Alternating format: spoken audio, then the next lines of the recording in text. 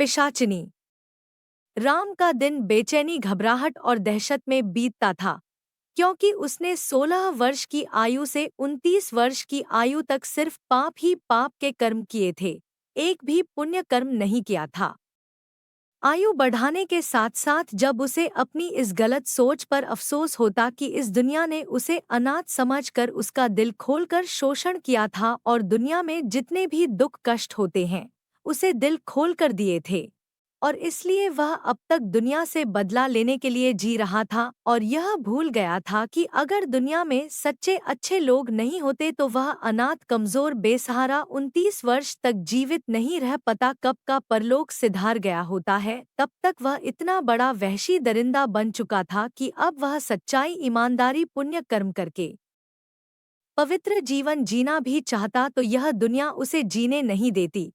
क्योंकि 29 वर्ष की आयु तक राम ने अपने बुरे कर्मों से अपने हजारों दुश्मन बना लिए थे। वह रात दिन उसकी हत्या करने के लिए उसे खोजते रहते थे और ऊपर से यूपी, हरियाणा, पंजाब पुलिस उसे गिरफ्तार करने के लिए एड़ी चोटी का जोर लगा रही थी।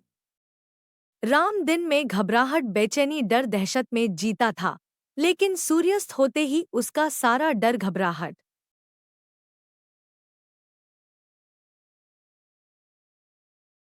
बेचैनी, डर, दहशत में जीता था, लेकिन सूर्यास्त होते ही उसका सारा डर, घबराहट, बेचैनी गायब हो जाती थी।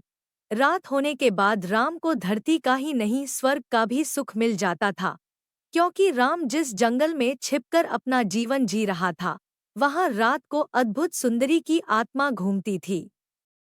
उस सुंदरी ने राम को बताया था कि वह परी है और जब तक वह पूरी रात उसके साथ रहती है उसका कोई भी बाल बाका नहीं कर सकता है। उसे जो भी भोजन, वस्त्र, सोना, चांदी, रत्न, स्त्री संभोग, धरती स्वर्ग का सुख चाहिए वह उसे देगी। इसलिए राम यह पता लगाने की बिल्कुल भी कोशिश नहीं करता है कि वह परी है या भयानक डरावनी चुड़ैल नर पिशाचिनी, बस वह तो पूरे दिन उस अद्भुत सुंदरी के ख्यालों में खोया रहता था और सूर्यास्त होने के बाद इंतजार करता था कि वह सुंदरी उससे कब मिलेगी।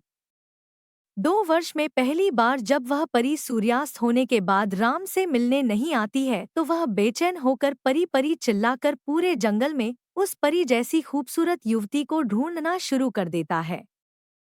और कई किलोमीटर ढूंढने के बाद जब वह अद्भुत सुंदरी उसे नदी के किनारे एक बड़े सफेद पहाड़ी पत्थर पर बैठी हुई दिखाई देती है तो राम उसे देखकर उसके पैर पड़कर जमीन पर उस परी जैसी युवती के सामने लेट जाता है और रो रो कर उससे एक ही बात दोहराता है, मुझे अकेला छोड़कर